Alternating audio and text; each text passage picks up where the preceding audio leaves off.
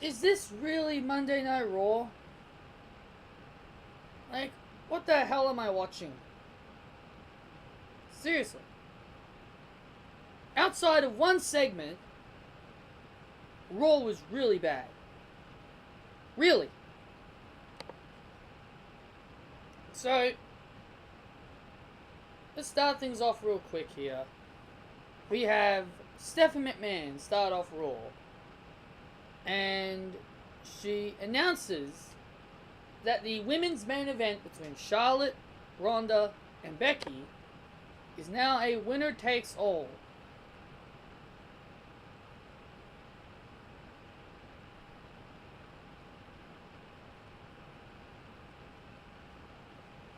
Is now winner take all when it gets both titles.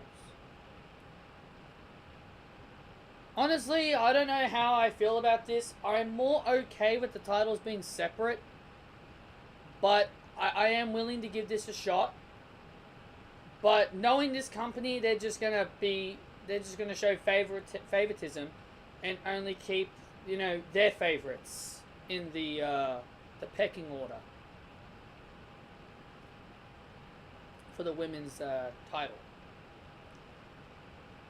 We have Seth Rollins confronting Universal Champion Brock Lesnar. Brock Lesnar does his usual reigning, defending, undisputed champion, blah blah blah, does his usual.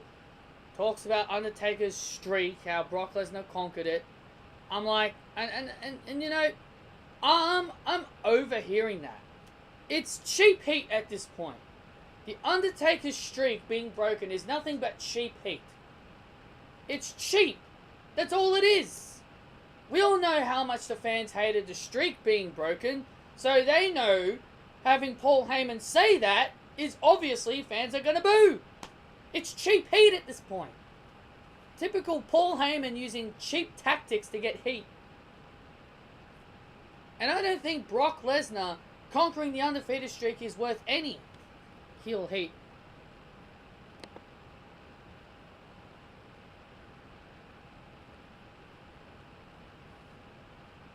So Seth Rollins came out.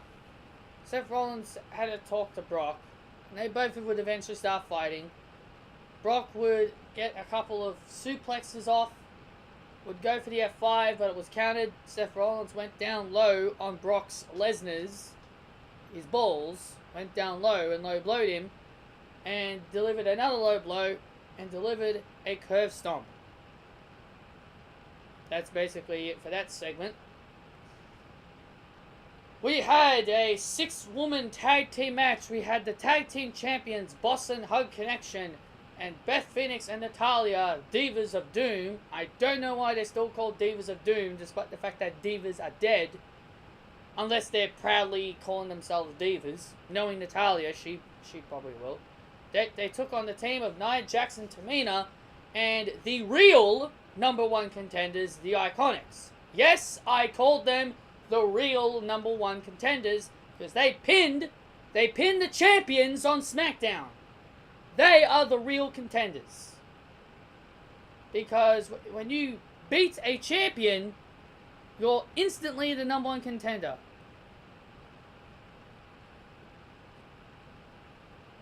You're instantly #1 contender when you pin the champion. That's how it works. This was obvious. I knew who was going to win this match from the beginning, and considering this was Beth Phoenix's first match back, I already knew who was going to be taking the pinfall win and the pinfall loss. The Iconics take the pinfall. Peyton Royce gets glam slammed. I'm surprised it was not Billy Kay, because I know WWE like to make Billy Kay the jobber of the Iconics, while Peyton Royce is left scot-free.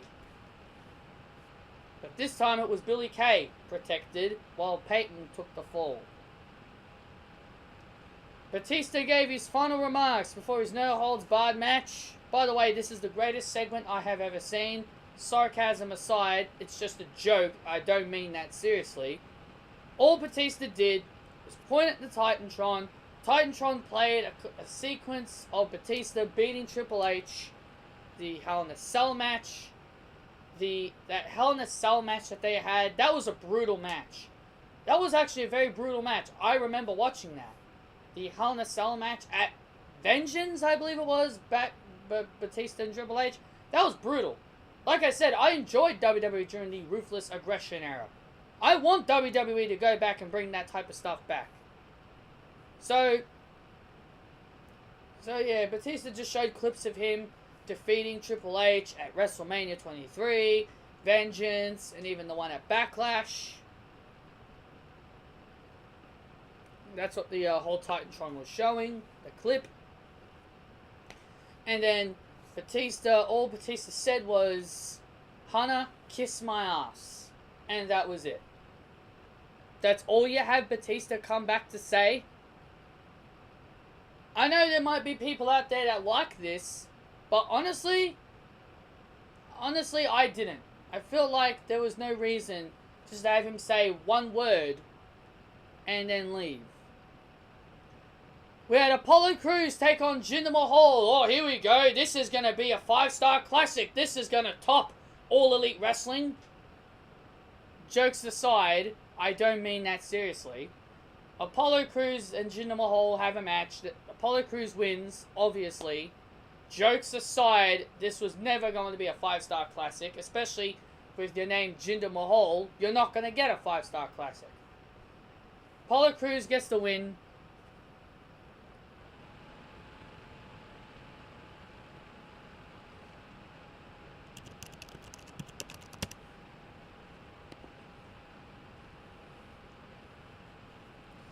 We had the Raw Tag Team Champions, the Revival, defend their titles against Aleister Black and Ricochet. They get the victory by countout. At least Aleister Black and Ricochet were protected. And a countout loss actually helps Aleister Black and Ricochet because they were not pinned. There was a backstage exclusive interview. I'll talk about this because I saw this. Zack Ryder and Kurt Hawkins confronted the Raw Tag Team Champions. They congratulated them on their big win. But then Zack Ryder said, "How does it feel to win by countout?" And then the Revival basically said, "Well, it's still a win. You two obviously don't know that, considering all you two do is lose." And then Zack Ryder just goes ahead and straight up says, "Well, why don't you put those titles on the line against me and Kurt Hawkins at WrestleMania?" Now, first off, don't get me wrong. I like Zack Ryder. Zack Ryder, he's very underrated. I enjoy Zack Ryder. I like seeing Zack Ryder compete. I love the idea that they've got him back with Kurt Hawkins. Trust me, I like it. But you're a team that has been losing. It's just like what I told you guys. Apparently losers get rewarded, not winners. So, despite this, are we actually going to be getting the Revival versus Zack Ryder and Kurt Hawkins at WrestleMania? And is this going to be Kurt Hawkins and Zack Ryder's crowning moment? Where the 200 plus losing streak of Kurt Hawkins ends at WrestleMania, defeating the Revival? Don't get me wrong, like I said, I like Zack Ryder and Kurt Hawkins, but it's just like what I said. You need to beat the champions to become the #1 contenders. Just like with the Iconics.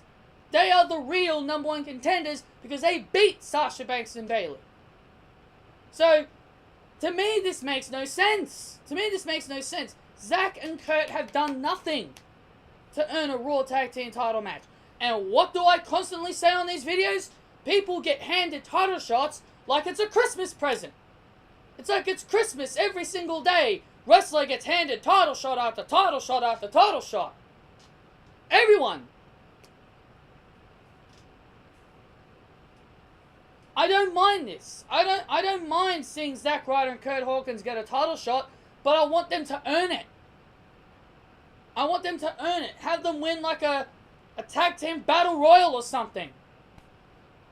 End the streak now. There's no reason to end the losing streak now. There's no reason to end the losing streak at WrestleMania.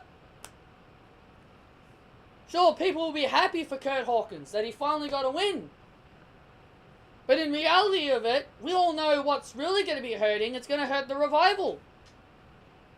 And by the way, the Revival are basically burying themselves. Because from what I've heard, they've been taking photos with fans wearing the All Elite Wrestling t-shirt. So even if this match does happen and Kurt and Zack haven't won a match, then clearly WWE is going to do this to spite the Revival and have Kurt and Zack win the titles just to stick it to them. And that's going to be the Revival's breaking point. So it's either A, they do this match, it's either A, they do go with Zack and Kurt versus the Revival at WrestleMania, or they do the right thing and they have Aleister Black and Ricochet get a second shot. Now, I know some people want to see Black and Ricochet as singles competitors. But honestly, I really enjoy them as a tag team. I honestly really do. I honestly really do enjoy them as a tag team. But if this was their way on getting them out of the tag team division and have them go their separate ways because, you know, Aleister Black and Ricochet are competing for the NXT Tag Team Championships against the War Raiders. So, this is the only way. It's either they get drafted to the same show and they're still a tag team, or they get drafted separately. I don't know. We're just going to have to wait and see. Roman Reigns was attacked by Drew McIntyre.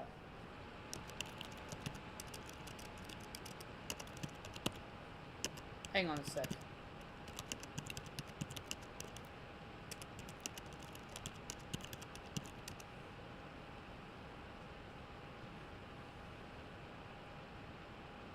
Honestly, this didn't really do anything for me. Seeing Drew McIntyre attack Roman Reigns, this did nothing for me. I think we all know.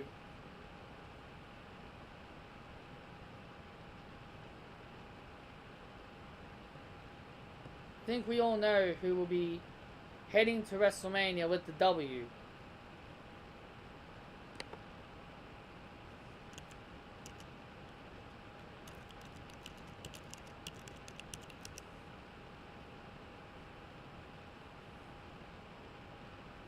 Moving on here, we have the best segment. This was the best segment of the night.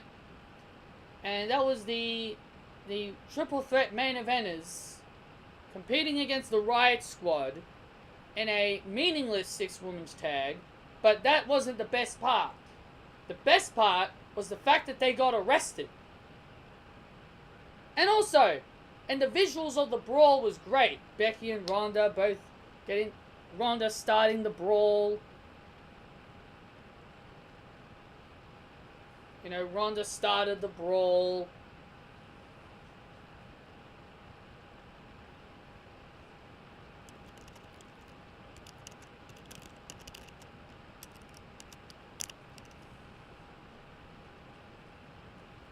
Ronda started the whole brawl between the two.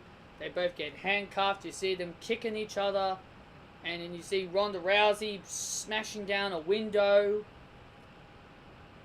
And then Ronda's trash talking while she's behind the police car. And then you see Charlotte deliver a nasty knee. A real nasty knee to the face of Ronda Rousey. I thought the arrest segment was brilliant and well done. Also, I want to mention this real quick before I want to mention this real quick because this is WWE and I want to mention something that they mentioned, WWE mentioned, but I guarantee you they're not going to come back to it because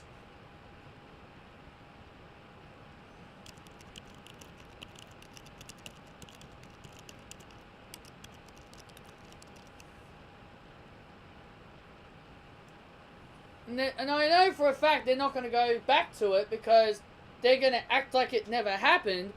Didn't last week they say if the partners choose to turn on each other, they will get booted out of the WrestleMania main event? Now, I know what some people are going to say. It's probably going to be, some people are going to say, oh, if they did it in the match. If they did it in the match, they would get kicked out. So? They still turned on each other. But either way, to me this doesn't make sense.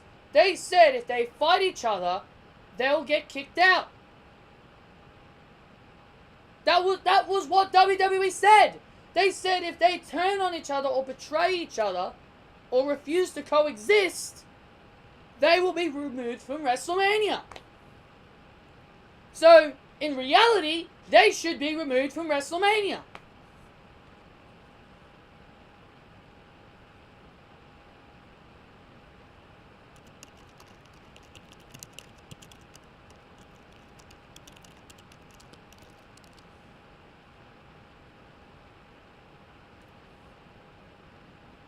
And I can't believe this segment wasn't the main event. This segment should have closed Monday Night Raw. Compared to the other shit that we got, we had Heavy Machinery battle Bobby Roode and Chad Gable. I don't have a problem with seeing Heavy Machinery compete in a match. But Heavy Machinery get the win due to Lacey Evans doing her traditional walk to the ring and then walks back. You know, I'm not even going to bother anymore. I'm not even going to bother say, can we please have this girl wrestle? Because it seems like that WWE is not even going to have her wrestle. Lacey Evans should have never been called up to the main roster. This is a joke.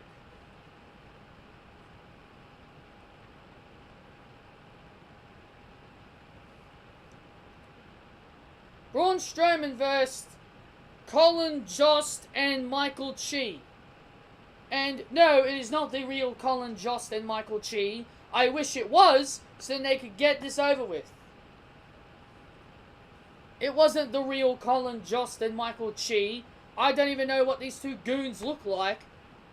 Because when you got something in punctuation marks, it means it's not really them. So Braun Strowman beats up these two guys.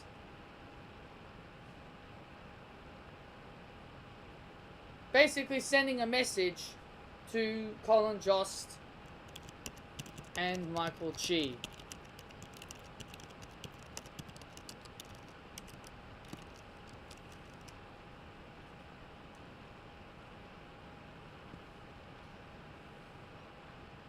Bobby Lashley and Lio Rush were interviewed by Charlie Caruso, and she talks about Finn Balor getting his title match at WrestleMania. Lio Rush says that Finn Balor didn't pin Bobby Lashley, he pinned Jinder Mahal, and he believes that shouldn't count. But Finn is getting his title shot at WrestleMania. And then Charlie asks the question to Bobby.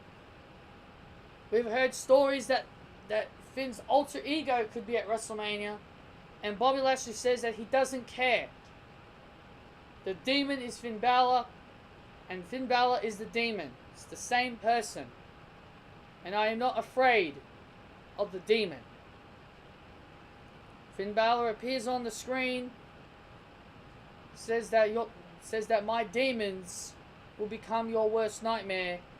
We see the visual of the demon appearing on the screen. And I tell ya, that transition, when you see Finn's face, and then all the smoke just covers up his entire face, and then you just completely see Finn's face full of pain. Honestly, I really liked that. I thought that visual was really, really nice. I actually really did like that. By the way, do you know that Kurt Angle's farewell tour was meant to end with him taking on Rey Mysterio? Apparently this is main event worthy. Apparently this is main event worthy more than the women's segment that got arrested. So this is more, so Kurt Angle's farewell tour is more important than Rousey, Flair, and Lynch's segment.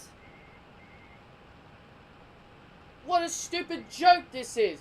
And it wasn't even Kurt Angle. Baron Corbin. Baron Corbin took on Rey Mysterio, and Baron Corbin defeated Rey Mysterio. And in the end of all this, Kurt Angle attacked Baron Corbin.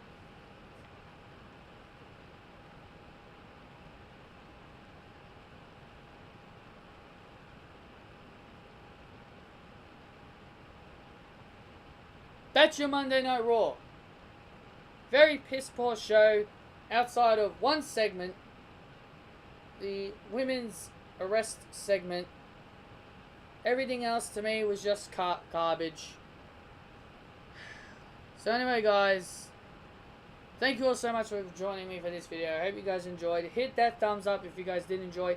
Comment your opinions down below on your thoughts on Monday Night Raw. Please subscribe as well if you have not done so, because that would really help my channel if you guys did hit that subscribe button and click the notification bell as well to be notified when all my videos come. And I'll see you guys all tomorrow for my Smackdown review, and then also NXT TakeOver predictions and WrestleMania predictions. I'm not going to do all that tomorrow, but that is me telling you tomorrow, Smackdown review, Thursday, NXT TakeOver review, preview, not review, predictions, and WrestleMania predictions. Sorry, I'm getting my words mixed up. So, see you guys then for those 3 videos.